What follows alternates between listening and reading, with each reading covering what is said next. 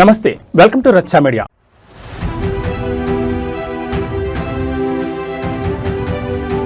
AP విద్యాశాఖలో సరికొత్త చరిత్ర. 10th రిజల్ట్స్ లో ప్రభుత్వ పాఠశాల రికార్డు స్థాయి విన్యాసం.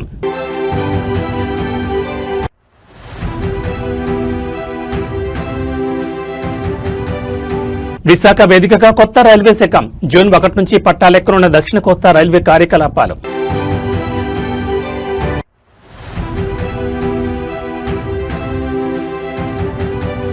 హన్మకొండలో ఫ్లెక్సీల వార్. మున్సిపల్ కార్యాలయం ముట్టడికి దిగిన బీఆర్ఎస్ శ్రేణులు.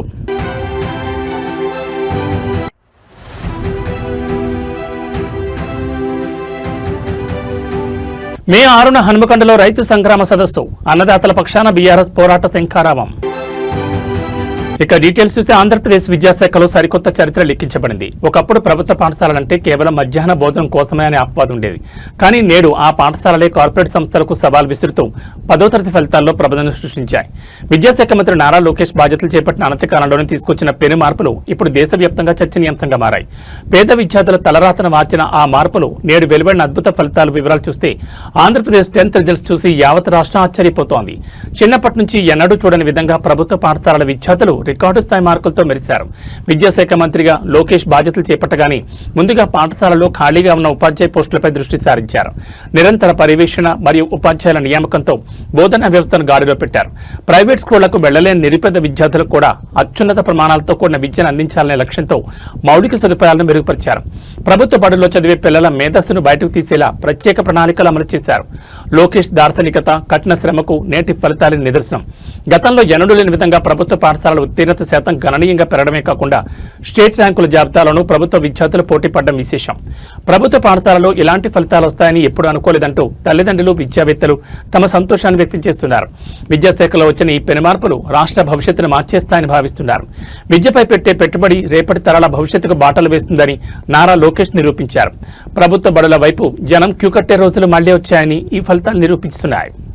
ఈ రోజు నారా లోకేష్ గారు విద్యాశాఖ మంత్రిగా కూడా బాధ్యతలు తీసుకున్నప్పుడు చాలా సంతోషం అనిపించింది. ఆయన బడుల మీద తీసుకున్న శ్రద్ధ విద్యా వ్యవస్థలోనే ఒక పని మార్పు రావాలని చెప్పి పాఠశాలలో ఉన్న టీచర్లందరికీ హై గ్రేడ్ టీచర్ ఉద్యోగాలు ఇచ్చి అలాంటి టీచర్ల ద్వారా మంచి చదువులు నేర్పించి ఇవాళ కార్పొరేట్ స్థాయి ప్రైవేట్ బడులకి ధీటుగా గవర్నమెంట్ బడుల్లో పేద విద్యార్థులు బాగా చదువుకునే 595, 596, 597 హైయెస్ట్ మార్కులు సాధించిన ఘనత నారా లోకేష్. విద్యాశాఖ గవర్నమెంట్ బడుల్లో బాగా వచ్చిందని చెప్పి సంతోషంగా ఉంది. అసలు మీరు అనుకున్నారు అసలు ప్రైవేట్ స్కూల్ కి ధీటుగా గవర్నమెంట్ స్కూల్ ఇన్ని మార్కులు వస్తాయి పిల్లలకి అది ఇదని ఎక్స్పెక్ట్ చేశారు? నేనైతే ఎప్పుడు అనుకోలేదండి.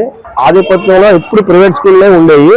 అలాంటిది ఈ రోజున నారా లోకేష్ గారు విద్యాశాఖగా ఉండి ఆయన తీసుకున్న చొరవ, ఆయన స్కూల్ మీద చూపించిన చొరవ, మంచి ఎడ్యుకేషన్ ఇవ్వాలి, కార్పొరేట్ స్థాయిలో పిల్లలు బాగా చదువుకోవాలని చెప్పి వాళ్ళకి మంచి చదివించి ఇవాళ మంచి గ్రేడ్ లో ఉన్నారండి. బాగా పేద మనుషులు కూడా బడుల్లో వేయాలంటే వాళ్ళకి నాణ్యతమైన చదువు ఉండదని, వాళ్ళు సరిగా చదువు చెప్పరని ఒక అపోహతో వాళ్ళు అప్పులు చేసి మెడలో మంగళసూత్రాలు కూడా తాకాట్లు పెట్టి ప్రైవేట్ స్కూళ్ళలో వేసే వాళ్ళని చూసాము. అలాంటిది ఇవాళ నమ్మకంగా లోకేష్ గారు తీసుకున్న బాధ్యతలను తీసుకొని ప్రభుత్వ పాఠశాల ఈ ప్రైవేట్ పాఠశాల అని చెప్పి ఆశ్చర్యంగా ఉంది. ఇవాళ చూసి కొత్తగా హంగులు గాని, వాళ్ళు భోజనం మధ్యాహ్నం భోజనం అయితే గాని, వాటర్ స్పెషాలిటీ ఏంటి, టాయిలెట్ స్పెషాలిటీ ఏంటి, అన్ని రకాలుగా వసతులు, హంగులు, కార్పొరేట్ స్థాయి హంగులన్నీ ప్రభుత్వ పాఠశాలలో ఉన్నాయి. నారా లోకేష్ గారు విప్లవాత్మకమైన నిర్ణయాలు తీసుకోవడం వల్లనే ఇది సాధ్యపడిందని నేను నమ్ముతున్నాను. ఉత్తరాంధ్ర వాసులు ఎప్పుడెప్పుడా ఎదురుచూస్తున్న దక్షిణ కోస్తా రైల్వే జోన్ కార్యరూపం దాల్చింది. ఈ ఏడాది జూన్ 1వ తేదీ నుంచి విశాఖపట్నం కేంద్రంగా ఈ జోన్ కార్యకలాపాలు అధికారికంగా ప్రారంభం కానున్నాయని కేంద్రం గెజిట్ నోటిఫికేషన్ విడుదల చేసింది. నూతనంగా ఏర్పాటవుతున్న ఈ దక్షిణ కోస్తా రైల్వే జోన్ పరిధిలోకి విజయవాడ, గుంటూరు, గుంతకల్ డివిజన్లు రానున్నాయి. దక్షిణ మధ్య రైల్వే, తూర్పు కోస్తా రైల్వేలోని కొన్ని ముఖ్యమైన సెక్షన్లను విడదీసి ఈ జోన్ ఏర్పాటు చేశారు. గతంలో రాయగఢ్ డివిజన్లో ఉన్న పలు రైల్వే లైన్లను ఇప్పుడు విశాఖ డివిజన్లో విలీనం చేశారు. జూన్ 1 నుంచి కార్యకలాపాలు ప్రారంభించేందుకు రైల్వే యంత్రాంగం యుద్ధ ప్రాతిపదికన ఏర్పాట్లు చేస్తోంది. నగరంలోని ఆరిలోవలో జోనల్ కార్యాలయం కోసం శాశ్వత భవన నిర్మాణం చేపట్టనుండగా ప్రస్తుతానికి విఎంఆర్టీఏ డెక్లోని 2 అంతస్తుల్లో జీఎం తాత్కాలిక కార్యాలయాన్ని సిద్ధం చేశారు.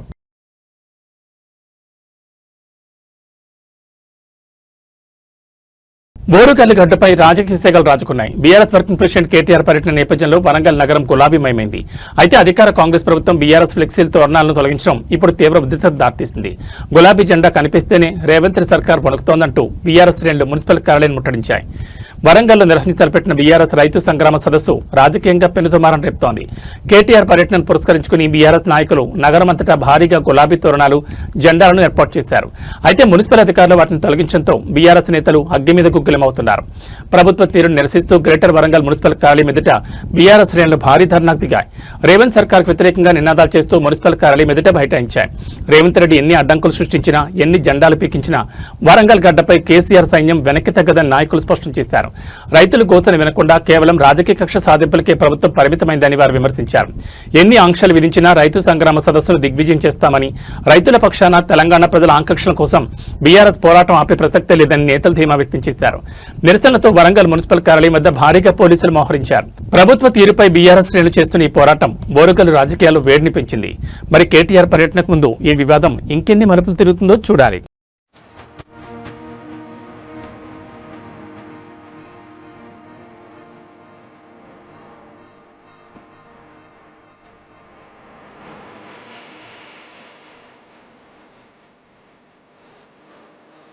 ఫ్లెక్సీలు చింపిన కాంగ్రెస్ నాయకులారా, రైతు సదస్సు విచ్చేస్తున్న కేటీఆర్ ఫ్లెక్సీలు, జెండాలు పీకుతున్న కాంగ్రెస్ నాయకులారా, commissioner down down, commissioner commissioner commissioner జై తెలంగాణ.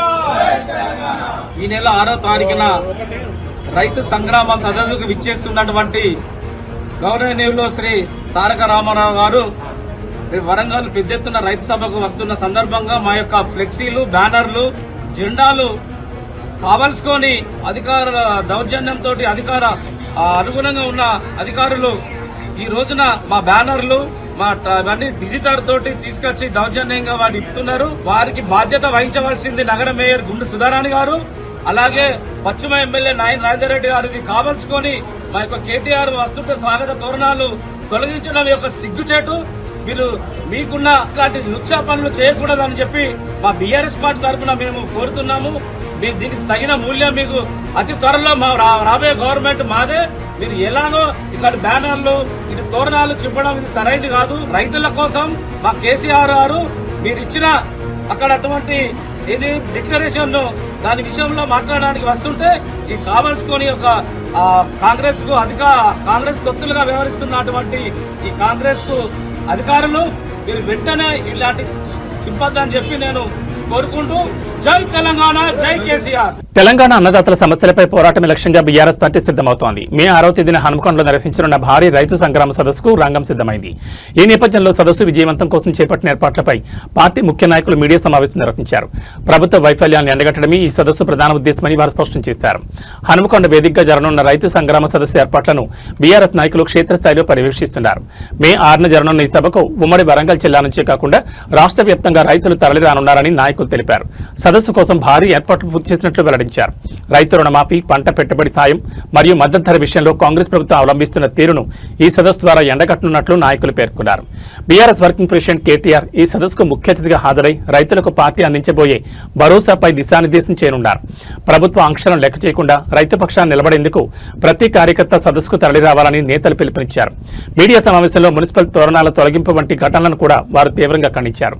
రైతు సంగ్రామ సదస్సుతో హనుమకొండ రాజకీయం వేడెక్కింది. బీఆర్ఎస్ తలపెట్టిన ఈ భారీ బహిరంగ సభ ఏ మేరకు విజయవంతం అవుతుందో వేచి చూడాలి. మరొక్కసారి రైతు పోరాటానికి, రైతు వారు పండించినటువంటి పంటకు గిట్టుబాటు ధరతో పాటు అన్ని రకాలుగా మరి కాంగ్రెస్ ఇచ్చినటువంటి రైతు డిక్లరేషన్ హామీలన్నీ కూడా నెరవేర్చాలని చెప్పి ఒత్తిడి చేసే కార్యక్రమం ఈ సదస్సు. మనందరికి కూడా తెలుసు, తెలంగాణ రాష్ట్రంలో వ్యవసాయం ఒక పండుగలాగా చేశారు. కానీ 2.5 సంవత్సరాల నుంచి ఒక దండుగా రకరకాలుగా కేవలం రైతులనే కాదు అన్ని వర్గాలను వేధిస్తున్నటువంటి సందర్భాలు, సంఘటనలు చూస్తున్నాం. ప్రజాపాలన అన్నారు, ప్రతీకార పాలన జరుగుతుంది. మరి ఈరోజు రైతు సంగ్రామ సదస్సు మేము నిర్వహిస్తే ఈరోజు అక్కడ పోటీగా రైతు మేళాల పేరిట 3 రోజుల పాటు నిర్వహిస్తారు. అది ఒక బ్యాండ్ మేళా లాగా ఉంది. హృదయపూర్వక నమస్కారం. తెలంగాణ రాష్ట్రం సాకారం కాకముందు తెలంగాణలో ఉన్న రైతుల గోస, రైతుల పరిస్థితి మనందరికీ తెలిసిన విషయమే. రైతుల ఆత్మహత్యలు, రైతుల ఇబ్బందులు, రైతుల కడగండ్లు తెలంగాణ ఉద్యమానికి పునాదిగా నడిచిన నేపథ్యం నుంచి మన కార్యక్రమాలు ఆరంభమైనాయి. తెలంగాణ రాష్ట్రం సాకారమైన తర్వాత గౌరవ కేసీఆర్ గారు రైతు సమస్యల పరిష్కారానికి ఒక కీలకమైన ప్రాధాన్యత ఇచ్చి ఎన్ని విషయాలు పక్కకున్నా రైతును సుభిక్షంగా ఉంటే తప్ప ఈ రాష్ట్రం సుభిక్షంగా ఉండదు అనే సంకల్పం కొద్దీ ఎక్కడో 64 లక్షల టన్నుల ధాన్యం ఉత్పత్తి ఉన్న తెలంగాణని 3 కోట్ల టన్నుల ధాన్యం ఉత్పత్తి వరకు తీసుకుపోయిన నేపథ్యం మీకు అందరికీ తెలిసిన విషయమే.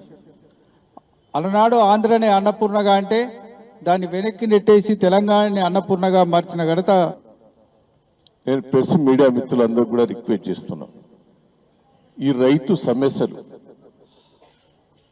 రైతుల బాధలు, రైతుల కష్టాలు మీరు ప్రభుత్వం దృష్టికి తీసుకుపోయేందుకు కూడా మీరు సహకరించాలి.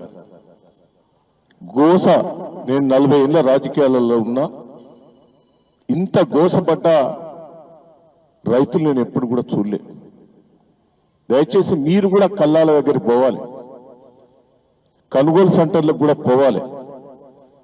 ఎందుకంటున్నా అంటే ఎంత మోసం చేసింది. కేసీఆర్ గారు ఇచ్చిన స్కీమ్స్ అయ్యన్న ఇంప్లిమెంట్ చేయి. నువ్వు రాహుల్ గాంధీ గారు ఇచ్చి అనౌన్స్ చేసిన స్కీమ్స్ పక్కకు పెట్టు. నువ్వు చేస్తలేవై, రుణమాఫీ చేసినట్టు చేసి సగం చేయలే. 38,000 కోట్లు అయితే 18,000 కోట్లకి చేసినాం. మా పాత్ర నిర్వహిస్తున్నాం. ఖచ్చితంగా 4 సంవత్సరాల క్రితం 2022 మే 6వ తారీఖు నాడు రాహుల్ గాంధీ గారు మరి ఇక్కడికి వచ్చేసి వరంగల్కి వచ్చి రైతు డిక్లరేషన్ ప్రకటన చేసి చాలా హామీలు ఇచ్చిండు. మా పార్టీ అధికారంలోకి వస్తే వాటిని అమలు చేస్తామని చెప్పి. రేపటి మా సదస్సు ముఖ్య ఉద్దేశము రాహుల్ గాంధీకి ముఖ్యంగా, అదేవిధంగా రాష్ట్ర ముఖ్యమంత్రి రేవంత్ రెడ్డి గారికి గుర్తు చేయడానికి మీరు ఇచ్చిన హామీలేంది, మీ డిక్లరేషన్ ఎడిపోయింది అని అడగడానికే మా ఉద్దేశం. రేపటి సదస్సు యొక్క ముఖ్య ఉద్దేశం. ఇప్పటిదాకా మాట్లాడినటువంటి మిత్రులు చాలా విషయాలు చెప్పిర్రు, వాళ్ళ ఆవేదన వ్యక్తపరిచిండ్రు. ఎట్లా ఉంది గ్రామీణ ప్రాంతాల్లో పట ఇవన్నీ కూడా. కేసీఆర్ గారి పరిపాలనలో 10 సంవత్సరాల కేసీఆర్ గారి పరిపాలనలో పట రైతులు ఎక్కడా ధర్నా చేయలేదు. రైతు సంగ్రామ సదస్సు కేటీఆర్ గారి నాయకత్వంలో ఉమ్మడి జిల్లా నుంచి వస్తున్నటువంటి రైతు ప్రతినిధులందరినీ కూడా కాంగ్రెస్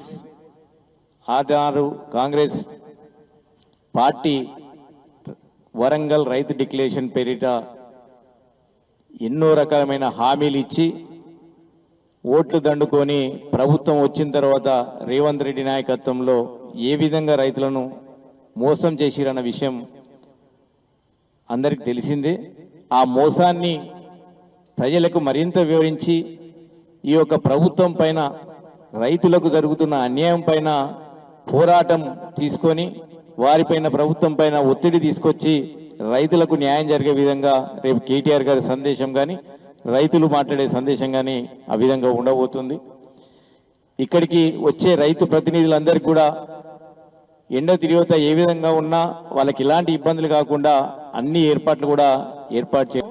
హామీలను ఇచ్చిందో డిక్లరేషన్లో ప్రకటించారో అవన్నీ ప్రకటించపోగా సాధారణంగా చేయాల్సిన పనులు కూడా ఈ ప్రభుత్వం చేయడం లేదు. 2.5 సంవత్సరాలు అయింది. డిక్లరేషన్లో 2 లక్షలు ఏకకాలంలో రుణమాఫీ అందరు రైతులకు చేస్తామన్నారు. 30-35% కూడా దాటలే. మిగతా రైతులకి అన్ని రకాల కొరివిలేశారు. ఉన్న రైతు బీమా కూడా వదిలేశారు. రైతు బీమా చేయడం లేదు. పండిన ప్రతి గింజకి మేము బోనస్ వేస్తామన్నారు. ఇవాళ కేవలం సన్నోట్లకే, అది కూడా ఎప్పుడు పడుతుందో తెలియదు. ఇలా చెప్పుకుంటూ పోతే డిక్లరేషన్లో ఏవి కూడా సరిగా చేయకపోగా కనీసం కేసీఆర్ గారి ప్రభుత్వంలో వేదిక మీద ఉన్నటువంటి ప్రణాళిక సంఘం వైస్ చైర్మన్ పెద్దలు వినోద్ కుమార్ గారికి, వేదిక మీద ఉన్న పెద్దలందరికీ పేరు పేరున నా హృదయపూర్వక నమస్కారాలు. ముఖ్యంగా రైతుల రుణమాఫీ విషయంలో కానీ, కూలీలకు మద్దతు తెలిపే 15,000 రూపాయల విషయంలో కానీ, రైతు పెట్టుబడి కానీ, రైతు బీమా కానీ ఎక్కడ కూడా ఇప్పుడున్నటువంటి ప్రభుత్వం మాట నిలబెట్టుకోలేదు. కాబట్టి రేపు ప్రధానంగా ఈ సభకు ప్రధానమైనటువంటి కారణం మాట నిలబెట్టుకోని కాంగ్రెస్ ప్రభుత్వం మీద మేము ప్రజా గొంతుకగా రేపు కేటీఆర్ గారు రాబోతున్నారు అనేది ప్రధాన అంశం. ఇది కాకుండా మాకున్నటువంటి సమాచారం, ఈరోజు రాత్రి పోలీసు వాళ్ళంతా చరిత్రలో నిలిచే విధంగా ముందు పెట్టడానికి కృషి చేస్తున్నటువంటి అందరికీ కూడా నా వంతు ధన్యవాదాలతో పాటు నమస్కారాలు తెలియజేస్తాను. ఇక్కడ ఒకటి గుర్తుంచుకోవాల్సిన అవసరం ఉంది. దేశం, తెలంగాణ రాష్ట్రం, వ్యవసాయం, రాష్ట్రం, దేశం. వ్యవసాయాన్ని పూర్తిగా అర్థం చేసుకున్న రాజకీయ పార్టీలు కానీ, రాజకీయ నాయకులు కానీ ఎవరున్నారో గుర్తించాల్సిన అవసరం ఉందని ఖచ్చితంగా చెప్పాల్సిన బాధ్యత ఉంది. ఇక్కడ స్వాతంత్రం వచ్చినాడు వ్యవసాయం మీద 79-80% మంది ఆధారపడ్డారు. అది కొద్దిగా తగ్గుతూ ఇప్పుడు 46-49% మంది వ్యవసాయం మీద ఆధారపడ్డారు. వ్యవసాయం మీద ఇంతమంది ఆధారపడితే దేశం యొక్క అభివృద్ధి కానీ, సమాజం యొక్క అభివృద్ధి కానీ, ప్రజల యొక్క తమిళనాడు రాజకీయాల్లో టీవీకే పార్టీ సృష్టించిన ప్రభంజనంపై దేశవ్యాప్తంగా చర్చ జరుగుతోంది. దళపతి విజయ్ సాధించిన ఈ విజయంపై ప్రజాశాంతి పార్టీ అధినేత కేఏ పాల్ ఆసక్తికర వ్యాఖ్యలు చేశారు. విజయ్ విజయాన్ని సామాన్యుడి గెలుపుగా వర్ణించిన పాల్ తమిళనాడు వచ్చిన ఈ మార్పు దేశవ్యాప్తంగా రావాలని ఆకాంక్షించారు. తమిళగ వెట్రికళగం పార్టీ సాధించిన భారీ విజయంపై కేఏ పాల్ స్పందిస్తూ విజయ్కు ప్రత్యేక అభినందనలు తెలిపారు. తమిళనాడులో క్రైస్తవ మైనార్టీలు మరియు యువత మార్పును కోరుకుంటున్నారని, అందుకే విజయ్కు బ్రహ్మరథం పట్టారని పాల్ పేర్కొన్నారు. ముఖ్యంగా తమిళ యువత విజయ్ నాయకత్వాన్ని బలంగా నమ్మిందని ఆయన విశ్లేషించారు. అవినీతి నాయకులను రాజకీయాల నుంచి తరిమికొట్టే సమయం ఆసన్నమైందని పాల్ వ్యాఖ్యానించారు. విజయ్ వంటి కొత్త తరం నాయకులు అధికారంలోకి రావడం ద్వారానే స్వచ్ఛమైన పాలన సాధ్యమవుతుందని ఆయన అభిప్రాయపడ్డారు. కేవలం తమిళనాడుకే పరిమితం కాకుండా దేశవ్యాప్తంగా ఇలాంటి రాజకీయ మార్పు రావాలని కోరుకుంటున్నట్లు పాల్ తెలిపారు. కాబోయే ముఖ్యమంత్రిగా విజయ్ తమిళ ప్రజల ఆకాంక్షలను నెరవేరుస్తారని ఆశాభావం వ్యక్తం చేశారు. తమిళనాట విజయ్ గెలుపును తనదైన శైలిలో స్వాగతించిన కేఏ పాల్ రాబోయే రోజుల్లో తాను కూడా ఇలాంటి మార్పు కోసమే పోరాడతానని సంకేతాలు ఇచ్చారు. ఏదేమైనా పాల్ చేసిన వ్యాఖ్యలు ఇప్పుడు సోషల్ మీడియాలో వైరల్ అవుతున్నాయి. I want to congratulate actor Vijay Joseph of Tamil Nadu, who won 106 out of 234 MLA seats and becoming the next chief minister. Yes, there are key reasons why. Number one, he has an incredible following, but every poll, every pundit predicted he would only win 1 to 5 seats at all. Not more than that, or 8 to 10%. Not more than the percentage. But all have become wrong. I have predicted he would win. I prayed he would win. And I told my key coordinators he would win. Why? Number one, I met with Chief Minister Stalin 3 years ago. Told him how my plan is to do Global Peace Summit to bring billions of dollars and create lakhs of jobs. During my 90-minute meeting, he welcomed. And I told him, our Telugu chief ministers are not giving permission. Then we planned last year. We applied for the permission in December, but the permissions were denied. After thorough investigation, hundreds of my coordinators, including Tamil, Telugu, English coordinators, met him and met his son, senior leaders like Ranganathan and others. Shockingly, 1 week before I found out that Paul Dinakaran, who is related to his son Udayanidhi Dinakaran, Deputy CM, refused to give any permission to us. So listen what I said on February 18th for the 22nd crusade in Park Hotel. So Mr. Stalin, truly speaking, I am here to support secularism, democracy, the nation of India. Now you listened. On February 20th, again I went to the Chennai Press Club, which is very rare, sitting with Archbishop of Anglican, and see what I stated. if you don't give permission in 48 hours, we are going to the court. Then one day before he gives the permission. Even through you, I am extending invitation to that young actor Vijay also, because this is not a political rally, but supported by 18 political parties of India, including the Congress and BJP. You read the letters, you see the videos. But if the local chief minister refuses to support, give us the reason why.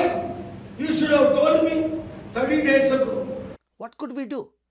14 speakers, including Norway former Prime Minister, US Mike Johnson speaker, world leaders have all confirmed to speak, and we needed permission 30 days before, and we applied 40 days before to create jobs, to help, and he refused to give. And then finally, you see what I said on the day, February 22nd, I said, Mr. Stalin, if you don't call tomorrow, if you don't change, you will become ex-chief minister, just like Jayalalitha became in 2004. Because if their heart is not changed after election, Mr. Stalin. Tamil Nadu ఎన్నికల ఫలితాలు భారత రాజకీయాల్లోని పెను సంచలనం రేపాయి. మొదటిసారి ఎన్నికల బరిలో దిగిన దళపతి విజయ్ నేతృత్వంలోని తమిళగ వెట్రి కళగం ఏకంగా 108 స్థానాలు కైవసం చేసుకుని రాష్ట్రంలోని అతిపెద్ద పార్టీగా అవతరించింది. అయితే సింహాసనాన్ని అధిష్ఠించేందుకు అవసరమైన మెజార్టీకి కేవలం అడుగు దూరంలో విజయ్ ఆగిపోయారు. ఈ క్రమంలో తదుపరి వ్యూహం ఏంటి? ఏ కూటమి మద్దతుతో ప్రభుత్వం ఏర్పాటు చేయబోతున్నారు? ఈ ఉత్కంఠకు తెరదించేందుకు నేడు విజయ్ తన పార్టీ ఎమ్మెల్యేలతో అత్యవసర భేటీ నిర్వహించనున్నారు. తమిళనాడు అసెంబ్లీలో మొత్తం 234 స్థానాలు ఉండగా మ్యాజిక్ ఫిగర్ 118కి చేరుకోవాలంటే విజయ్ పార్టీకి మరికొంత బలం అవసరం. ప్రస్తుతం టీవీకే 108 స్థానాల్లో విజయం సాధించి జెండా ఎగురవేసింది. ప్రభుత్వం ఏర్పాటు చేయాలంటే మరో 10 మంది ఎమ్మెల్యేల మద్దతు అనివార్యంగా మారింది. గెలిచిన ఎమ్మెల్యేలతో విజయ్ ఈ రోజు ముఖాముఖి చర్చించనున్నారు. ఎవరి మద్దతు తీసుకోవాలి, ఏ పార్టీతో పొత్తు పెట్టుకుంటే భవిష్యత్తులో ఇబ్బందులుండవు అనే అంశాలపై పార్టీ శ్రేణుల నుంచి అభిప్రాయాలు సేకరించనున్నారు. ఏ కూటమి నుంచి మద్దతు కూడగట్టాలనే విషయంపై ఇప్పుడు సర్వత్రా ఆసక్తి నెలకొంది. ఇండిపెండెంట్ ఎమ్మెల్యేల లేదా ఇతర చిన్న పార్టీల మద్దతు అనే కోణంలో చర్చలు జరుగుతున్నాయి. విజయ్ తీసుకునే నిర్ణయం తమిళనాడు రాజకీయ భవిష్యత్తు నిర్ణయించనుంది. తమిళ తంబిల ఆకాంక్షల మేరకు అధికార పీఠం దక్కించుకునేందుకు విజయ్ సిద్ధమవుతున్నారు. మరి కాసేపట్లో ప్రారంభం కానున్న ఈ భేటీ తర్వాత ప్రభుత్వం ఏర్పాటుపై క్లారిటీ వచ్చే అవకాశం ఉంది. దళపతి ముఖ్యమంత్రిగా ప్రమాణ స్వీకారం చేస్తారా, లేక కొత్త రాజకీయ సమీకరణాలు తెరపెత్తేస్తారా అన్నది వేచి చూడాలి.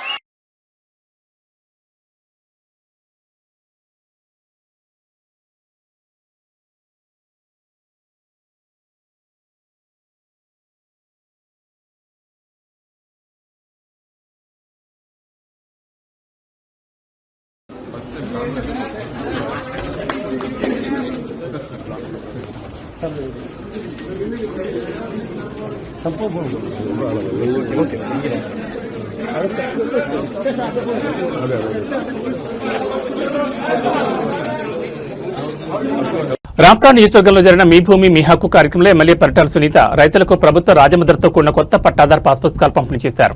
ఈ సందర్భంగా మాట్లాడుతూ గత ప్రభుత్వంలో రైతుల భూముల విషయంలో జరిగిన ఇబ్బందులను ప్రస్తావిస్తూ సొంత భూమి పత్రాలపై జగన్మోహన్ రెడ్డి తన ఫోటో వేయించుకోవడంపై మండిపడ్డారు. చెన్నై, కొత్తపల్లి, వెల్దురి, బ్రాహ్మణపల్లి పంచాయతీలకు చెందిన దాదాపు 11,482 మంది రైతులకు ప్రభుత్వం అధికారిక ముద్రతో కూడిన పాస్ పుస్తకాలను అందించారు. అదేవిధంగా మహిళా సాధికారతకు పెద్దపీట వేస్తూ ఇన్ఫిన్స్ చారిటబుల్ ఫౌండేషన్ సహకారంతో 500 మంది మహిళలకు 50% సబ్సిడీపై కుట్టు మిషన్లను అందజేశారు. నియోజకవర్గంలో మొత్తం 8,000 మంది మహిళలకు ఈ పథకాన్ని వర్తింపజేస్తున్నామని, విద్యార్థులకు సైకిళ్లు ఇచ్చేందుకు కూడా సంస్థ ముందుకొచ్చిందని వెల్లడించారు. వీటితో పాటు ఐకేపీ యానిమేటర్లకు సెల్ ఫోన్లు, 5 లబ్ధిదారులకు 2.90 లక్షల విలువైన సీఎంఆర్ఎఫ్ చెక్కులను ఆమె పంపిణీ చేశారు. ఈ కార్యక్రమంలో స్థానిక అధికారులు, పెద్ద సంఖ్యలో కూటమి నేతలు పాల్గొన్నారు.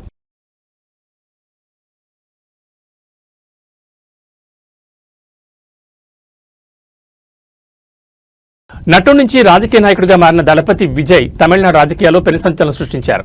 ఆయన స్థాపించిన తమిళగ వెట్రి కళగం పార్టీ తొలిసారి పోటీ చేసిన అసెంబ్లీ ఎన్నికల్లోని అద్భుతమైన ప్రదర్శన కనబరిచి అతిపెద్ద పార్టీగా అవతరించింది. మొత్తం 108 స్థానాలు గెలుచుకున్నప్పటికీ ప్రభుత్వ ఏర్పాటుకు అవసరమైన 118 స్థానాల మ్యాజిక్ ఫిగర్ కు కొద్ది దూరంలో నిలిచిపోయింది. దీంతో తమిళనాడులో హంగ్ అసెంబ్లీ ఏర్పడగా రాష్ట్ర రాజకీయ భవిష్యత్తుపై తీవ్ర ఉత్కంఠ నెలకొంది. ఈ రాజకీయ అనిశ్చితి నడుమ ప్రభుత్వ ఏర్పాటుకు విజయ్ చురుగ్గా పావులు కదుపుతున్నారు. అతిపెద్ద పార్టీగా అవతరించిన తమను ప్రభుత్వ ఏర్పాటుకు ఆహ్వానించాలని కోరుతూ ఆయన రాష్ట్ర గవర్నర్ రాజేంద్ర ఆర్లేకర్ కు లేఖ రాశారు. రాజ్భవన్ కు ఇమెయిల్ ద్వారా ఈ లేఖను పంపినట్లు సమాచారం. అసెంబ్లీలో 2 వారాల్లోగా తమ బలాన్ని నిరూపించుకుంటామని విజయ్ ఆ లేఖలో స్పష్టం చేసినట్టు తెలుస్తోంది. ఈ పరిణామం రాష్ట్ర రాజకీయాలను మరింత వేడెక్కించింది. తాజా ఎన్నికల ఫలితాల్లో అధికార డీఎంకే 59 స్థానాలతో 2వ స్థానానికి, ఏఐఏడీఎంకే 47 స్థానాలతో 3వ స్థానానికి పరిమితమయ్యాయి. ఈ నేపథ్యంలో కొత్త రాజకీయ సమీకరణాలు తెరపైకొస్తున్నాయి. డీఎంకేను అధికారానికి దూరం పెట్టేందుకు ఏఐఏడీఎంకే విజయ్కి మద్దతిస్తుందా, లేక కాంగ్రెస్ 5 ఇతర ప్రాంతీయ పార్టీలు స్వతంత్రతో కలిసి విజయ్ సర్కార్ ఏర్పాటు చేస్తారా అనే దానిపై ఊహాగానాలు మొదలయ్యాయి. ఇప్పటికే కాంగ్రెస్ నేతలు విజయ్తో టచ్లో ఉన్నారని, రాహుల్ గాంధీ సైతం ఆయనతో ఫోన్లో మాట్లాడినట్లు వార్తలు వస్తున్నాయి. దశాబ్దాలుగా తమిళనాడు రాజకీయాలను శాసించిన డీఎంకే, ఏఐఏడీఎంకేల ద్విముఖ పోరుకు విజయ్ పార్టీ అనూహ్యంగా తెరదించింది. గవర్నర్ నిర్ణయం, పొత్తుల చర్చల తర్వాతే తమిళనాడు రాజకీయ భవిష్యత్తుపై స్పష్టత రానుంది.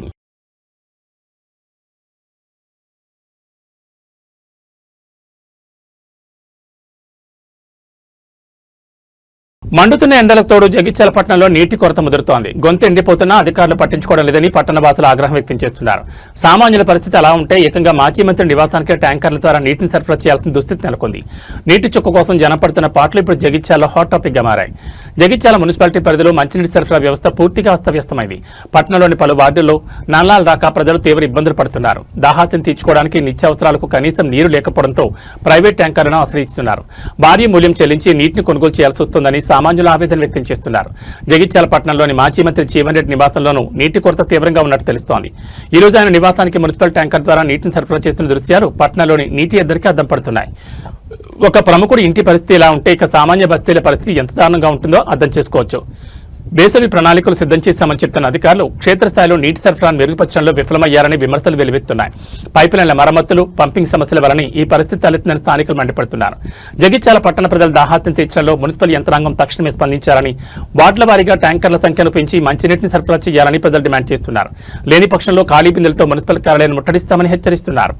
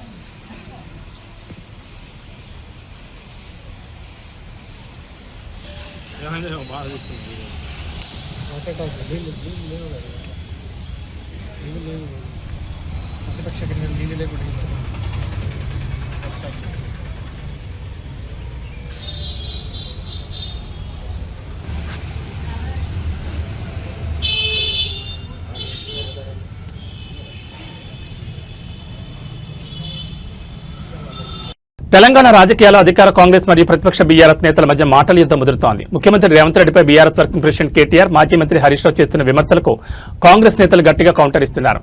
ఈ క్రమంలో ప్రభుత్వ విప్ అడ్లూరు లక్ష్మణ్ కుమార్ బీఆర్ఎస్ అగ్రనేతలపై తీవ్రస్థాయిలో విరుచుపడ్డారు.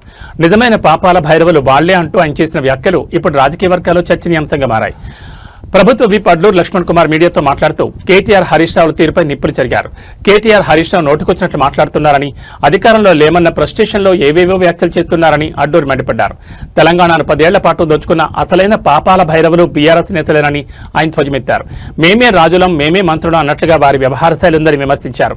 ప్రజాబలంతో ముఖ్యమంత్రి రేవంత్ రెడ్డిపై బీఆర్ఎస్ నేతలు చేస్తున్న అనుచిత వ్యాఖ్యలు దారుణమని, ఇది ప్రజాస్వామ్యాన్ని అవమానించడమేనని ఆయన పేర్కొన్నారు. ముఖ్యమంత్రిపై వ్యక్తిగత విమర్శలు చేయడం మానుకోవాలని, లేని పక్షంలో ప్రజలే బుద్ధి చెప్తారని హెచ్చరించారు. ఖబర్దార్, ఎక్కడైనా పద్ధతి మార్చుకోనంటూ బీఆర్ఎస్ నేతలకు అడ్లూరు స్ట్రాంగ్ వార్నింగ్ ఇచ్చారు. బీఆర్ఎస్ హయాంలో జరిగిన అవినీతిపై విచారణ జరుగుతుండటంతోనే ఆ పార్టీ నేతలు భయపడుతున్నారని అడ్లూరు లక్ష్మణ్ ఎద్దేవా చేశారు. రాష్ట్ర అభివృద్ధికి అడ్డంకులు సృష్టించడం మానుకోవాలని ఆయన హితవు పలికారు. ప్రధాన ప్రతిపక్ష నాయకుడు 2014 నుంచి 18, 18, 23 వరకు, డిసెంబర్ వరకు మేమే రాజులం, మేమే మంత్రులం అని బీఆర్ఎస్ పార్టీలో వర్కింగ్ ప్రెసిడెంట్ గా మాజీ మంత్రిగా కేటీఆర్ వచ్చి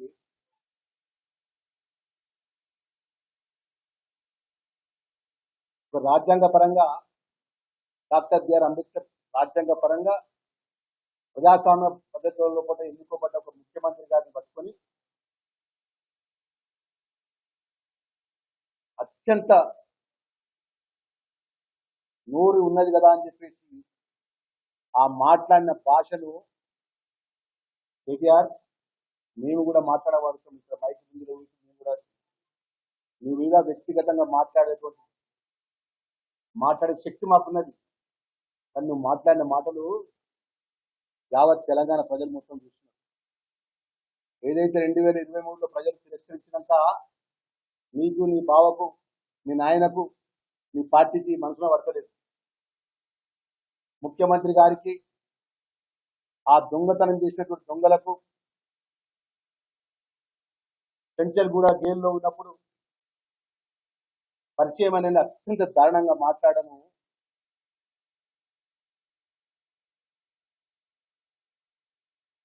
తీవ్రంగా అవి ఖండిస్తూ, నువ్వు అనుకుంటున్నావు నీ హయాంలో నువ్వు మాట్లాడుతున్నావు కదా, వేరే రాష్ట్రం నుంచి అంతర్జాతీయ దొంగలు వచ్చి ప్రొఫెషనల్ పరంగా జరిగినటువంటి సంఘటనకు చివరికి రాజ్యాంగ పరంగా ఏదైతే ఎన్నుకోబడ్డ ముఖ్యమంత్రిపై అతి నీచంగా మాట్లాడుతున్నావు. ఇంకా ఖబర్దార్, నాలుక దగ్గర పెట్టుకో. మేము కూడా మాట్లాడగలుగుతాం. మరి మేము ఒక మాట మాట్లాడతాం ఈ హయాంలో జరిగినటువంటి సంఘటన విషయంలో. ఆ రోజు ఫిబ్రవరి 2021 17వ తారీఖు రోజున మంత్రి నుంచి వస్తున్నటువంటి 2 అడ్వకేట్స్ ను అత్యంత దారుణంగా చంపిన దాంట్లో నీ పాత్ర ఉన్నదా? మరి నీ ప్రమేయం ఉన్నదా? మధుకరణ ఒక దళితుని మంత్రిని దగ్గరలో ఒక దళితుడు ఒక అగ్రవర్ణ అమ్మాయిను మ్యారేజ్ చేసుకుంటే అత్యంత దారుణంగా చెప్పినట్టు సందర్భంలో ఒకటి. అన్నదాతకు అగదాట్లు తప్పడం లేదు. ఆరుగాలం కష్టపడి పండించిన పంటను అమ్ముకుందామంటే కొనుగోలు కేంద్రాల్లో చుక్కెదురవుతోంది. కొనుగోలు కేంద్రాలు తెరిచి నెల రోజులు గడుస్తున్నా నేటికి కాంటాలు కాకపోవడంతో మహబూబాబాద్ జిల్లా నెల్లికుదురులో రైతులు రోడ్డెక్కారు. మళ్లీ వర్షాలు వస్తే తమ పరిస్థితి ఏంటని ప్రశ్నిస్తూ ప్రధాన రహదారిపై బైఠాయించారు. మహబూబాబాద్ జిల్లా నెల్లికుదురు మండల కేంద్రంలో మొక్కజొన్న రైతుల నిరసన ఉవ్వెత్తనెగిసింది. తమ గోడు పట్టించుకోవడం లేదని ఆగ్రహిస్తూ రైతులు ఆందోళన దిగారు. నెల్లికుదురు మండల కేంద్రంలోని మహబూబాబాద్ తొర్రూరు ప్రధాన రహదారిపై రైతులు బైఠాయించారు. దీంతో కిలోమీటర్ల మేర వాహనాలు నిలిచిపోయి ప్రయాణికులు తీవ్ర ఇబ్బందులు పడ్డారు. కొనుగోలు కేంద్రాలు ప్రారంభించి నెల రోజులవుతున్నా అధికారుల పర్యవేక్షణ లేక కొనుగోలు నత్తనడకలు సాగుతున్నాయని రైతులు ఆవేదన వ్యక్తం చేస్తున్నారు. ఇప్పటికే కాంటాలు వేసినా సరుకును తరలించడంలో జాప్యం చేస్తున్నారని మండిపడుతున్నారు. ఆకాశం మేఘావృతమే ఉండడంతో మళ్లీ వర్షాలు కురిస్తే కళ్లాల్లో ఉన్న మొక్కజొన్న తడిసి ముద్దవుతుందని, తాము కోలుకోలేని విధంగా నష్టపోతామని రైతులు కన్నీరు పెడుతున్నారు. తక్షణమే కొనుగోలు పూర్తి చేసి తమను ఆదుకోవాలని డిమాండ్ చేస్తున్నారు. ధర్నా సమాచారం అందుకున్న పోలీసులు వెంటనే సంఘటనా స్థలానికి చేరుకున్నారు. రైతులకు సర్ది చెప్పి ట్రాఫిక్ ను క్రమబద్ధీకరించే ప్రయత్నం చేస్తున్నారు. సంబంధిత అధికారులతో మాట్లాడి సమస్యను పరిష్కరిస్తామని హామీ ఇచ్చారు. ధర్నా చేసినప్పుడు అంతకుముందే 3 రోజులు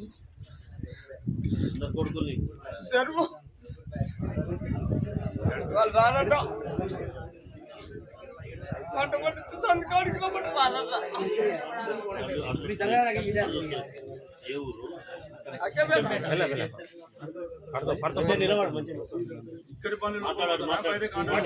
బయట చేస్తానని ఆనే పెట్టినప్పుడు 2వ తారీఖు 5వ నెల ఇచ్చిండు. కాంట అయినవి 18వ తారీఖు, మే నెల 18 లక్షలు కాంట అయినాయి. 5వ తారీఖు 2వ తారీఖు ఇప్పుడు నిన్న సీరియల్ నెంబర్ నిన్న సీరియల్ నెంబర్ 2వ తారీఖు 5వ నెల ఉన్నాయి. రోజు వస్తాను పోతాను సార్. పోతా అంటే మొత్తం జొన్నలు బండ్లు పోతాంటే వస్తాంటే ఏదైతే సింగరాపురం పడ్డ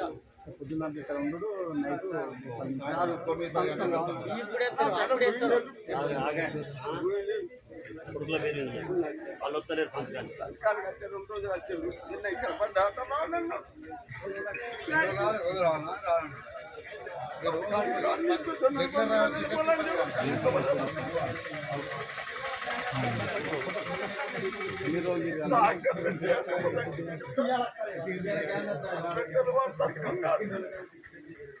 సంతకం పెడతారు.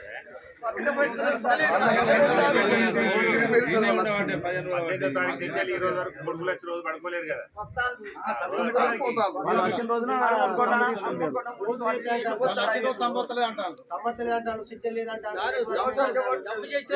వాళ్ళ తరఫున దమ్ము చెప్తారు. నేను వచ్చారకు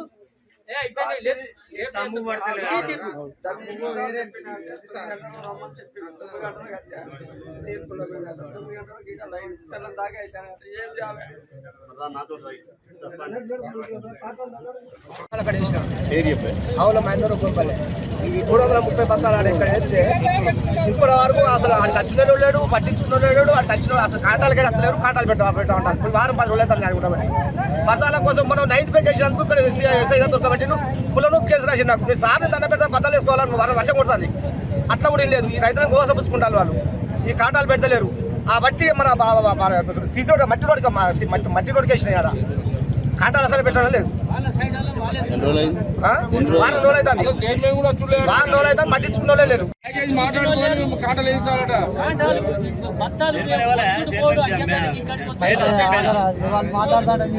రోజు సద్దులు కట్టుకుని వచ్చుడు ఇంత బుక్కడి దీనుడు నీ మంచిలు దొరకాయి ఏం దొరకాయి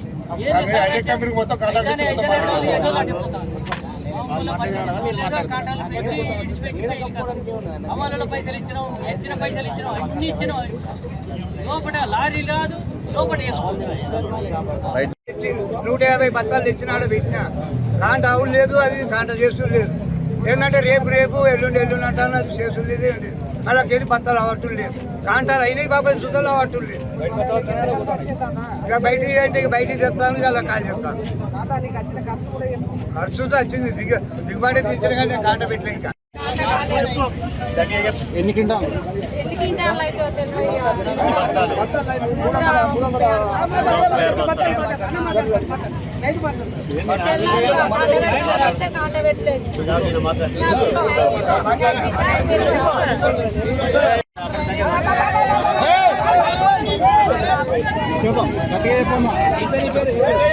తెల్లారా ఆపరేషన్ పోయినా కడుపులో పైపు కాంటాలు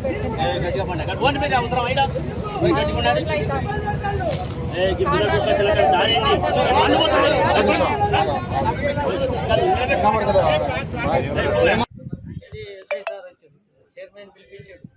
ఏందయ్యా ఈ రైతుల బాధ ఏంది, బాణ కొడితే అక్షరికి వస్తాయి అని చెప్పి ఎస్ఐ సార్ అడిగినాక అన్నాడు కదా మన ఈయన చైర్మన్ సారు లోపల వేపిస్తున్న బయట వాళ్ళు ఒక్క బండి సుత బయట లోపలికి రావద్దు, తాళం పెడతామన్నారు.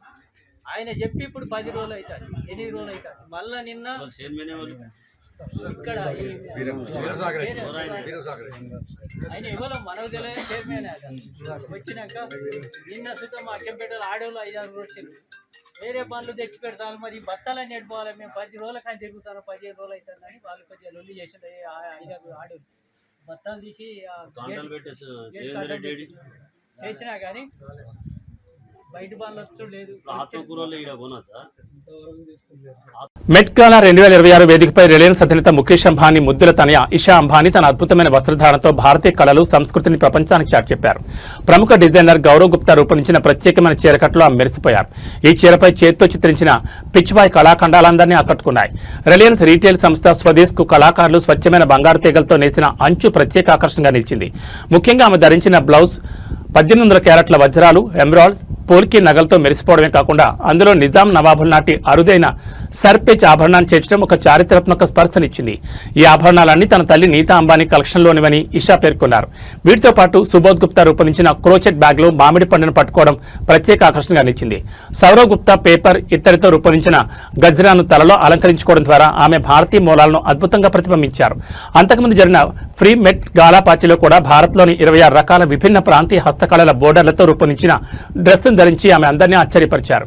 గత 3 ఏళ్లుగా రాహుల్ మిశ్రా, అనామిక ఖన్నా వంటి భారతీయ డిజైనర్ల దుస్తులను ధరిస్తూ ఇషా అంబానీ అంతర్జాతీయ వేదికపై భారతీయ ఫ్యాషన్ కు బలమైన ప్రాతినిధ్యం వహిస్తున్నారు.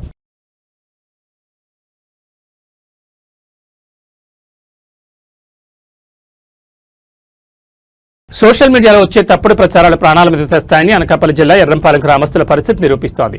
సోషల్ మీడియాలో వచ్చిన ఒక వీడియోను చూసి ఉమ్మెత్తకూర ఆరోగ్యమని నమ్మిన ఒకే కుటుంబానికి చెందిన గంగాభవాని, వీరలక్ష్మి, వీరబ్బు, జయలక్ష్మి అనే నలుగురు నిన్న ఆ కూర వండుకుని తిన్నారు. తిన్న కాసేపటికే తీవ్ర అస్వస్థకు గురయ్యారు. ఇది గమనించిన స్థానికులు వారిని వెంటనే కాకినాడ జీజీహెచ్ ఆసుపత్రికి తరలించారు. ప్రస్తుతం వారి పరిస్థితి విషమంగా ఉన్నట్లు సమాచారం. వైద్యుల హెచ్చరిక ప్రకారం ఉమ్మెత్త అనేది అత్యంత విషపూరితమైన మొక్క. ఇందులో ఉండే ఆల్కలాయిడ్స్ నేరుగా నాడీ వ్యవస్థపై ప్రభావం చూపుతాయి. దీనికి ప్రత్యేకమైన విరుగుడు ఉండదని, శరీరంలో విషం శాతం పెరిగితే ప్రాణాపాయం తప్పదని వైద్యులు స్పష్టం చేస్తున్నారు. అమ్మవారి జాతర కోసం హైదరాబాద్ నుంచి సొంత ఊరికి వచ్చిన ఈ కుటుంబం ఇలాంటి చిన్న పొరపాటుతో ప్రాణాల మీద తెచ్చుకోవడం స్థానికులను కలిచివేస్తోంది. ఏమైనా ఆరోగ్య చిట్కాలు పాటించే ముందు అవి వాస్తవమో కాదో సరిచూసుకోవాలని, ముఖ్యంగా తెలియని మొక్కలను ఆహారంగా తీసుకోకూడదని ఈ ఘటన హెచ్చరిస్తోంది.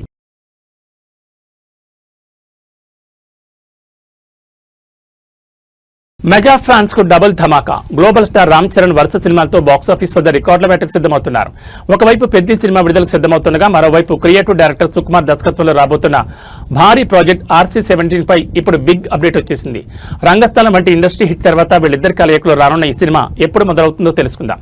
రామ్ చరణ్ ఇప్పటికే పెద్ద సినిమా షూటింగ్ పూర్తి చేసి జూన్ 4న విడుదలకు సిద్ధంగా ఉన్నారు. ఈ క్రమంలో ఆయన తదుపరి చిత్రం RC-17 పై మైత్రి మూవీ మేకర్స్ నిర్మాత చెర్రీ కీలక విషయాలు వెల్లడించారు. ఎంతో కాలంగా ఎదురుచూస్తున్న ఈ ప్రతిష్టాత్మక ప్రాజెక్టును జూలైలో పట్టాలెక్కించేందుకు చిత్ర యూనిట్ సన్నాహాలు చేస్తోంది. మైత్రి మూవీ మేకర్స్ సంస్థ ఈ చిత్రాన్ని అత్యంత భారీ బడ్జెట్తో నిర్మిస్తోంది. సుకుమార్ ఇప్పటికే ఈ సినిమా స్క్రిప్ట్ పనులను పూర్తి చేసి తుది మెరుగులు దిద్దే పనిలో నిమగ్నమై ఉన్నారు. ఈసారి కూడా తనదైన శైలిలో మరో శక్తివంతమైన మాస్ యాక్షన్ కథను ఆయన సిద్ధం చేసినట్లు సమాచారం. రంగస్థలం చిత్రంలో చిట్టిబాబుగా రామ్ చరణ్ కొత్త కోణంలో చూపించిన సుకుమార్ ఇప్పుడు RC-17లో చరణ్ ను ఇంకెంత పవర్ఫుల్ గా చూపిస్తారోనని ప్రేక్షకులు ఆసక్తిగా ఎదురుచూస్తున్నారు. ఈ ప్రాజెక్టుకు సంబంధించి మరిన్ని వివరాలు త్వరలోనే అధికారికంగా వెల్లడి కానున్నాయి. ముఖ్యంగా ఈ సినిమాకు దేవిశ్రీ ప్రసాద్ సంగీతం అందిస్తారా లేదా అనేది మెగా అభిమానుల్లో చర్చనీయాంశంగా మారింది. మొత్తానికి జూన్ నెలలో పెద్దితో థియేటర్లో సందడి చేయనున్న చరణ్ జూలై నుండి సుకుమార్ సినిమాతో బిజీ కానున్నారు.